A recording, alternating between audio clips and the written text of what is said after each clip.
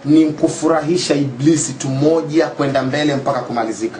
Okay, mheshimiwa huyu Herbert Nakitare ambaye anajulikana kama Nonini alizaliwa tarehe 2 mwaka 1982 Nairobi. Ni kijana mdogo sana Ismail. Kijana mdogo sana pale Nairobi. Na nyimbo zake nyingi zinataja iblisi sana. Ismail, hebu tujuze kuhusu Nonini hasa.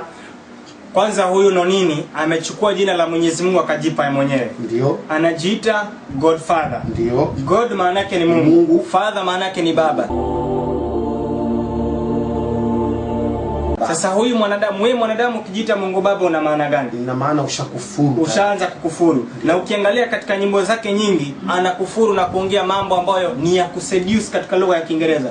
Kuseduce maana yake ni kufanya mtu akitembea ama akisikiliza ule wimbo anakuwa na hisia za kutaka kufanya zina. Kwa mfano wimbo huu wake unaitwa Furahide. Ndio. Anaimba matusi pale ndani. Hebu utazame huu wimbo msikilizaji. Hebu utazame vizuri huu wimbo. Ndio. Utazame. Mbele unaanza kutubamba saa ngapi, na mamanzi unawaleta kawa ngapi, ukikamna ale matwiz mambo safi, nyundo no inashikana na makabati, nyundo no inashikana na makabati, nyundo no inashikana na makabati. Kisha hebu angalia vile anasema kwamba leo lazima nyundo itashikana na makabati. Ndio ni matusi, yani nyundo ishikane na makabati. Yani manake mwanamume sasa aende wafanye uchafu, uzinifu. Ndio Kwa hivyo haya ni matusi anayozungumza huyu. Kisha kuna nyimbo nyingine inaitwa Keroro. Nani ameimba hasa hii nyimbo? Nonini ameimba Keroro na anasifu Keroro maana yake ni pombe lakini kwa lugha ya kimtaa. Anaimba anasema Keroro. Yani anasifu pombe, anasema pombe ni kinywaji cha nguvu, ni kinywaji cha maana. Yeah. We're recording. Saa kiumi twende tena. Keroro za Nairobi ni poa kuliko za Russia. Yeah. Oh. Hii ngoma ni ala tuwapenda kwenda maklab huku Kenya. Na ala tuwanaingia club wanatoka asubuhi na mapema. Na ala tuwapenda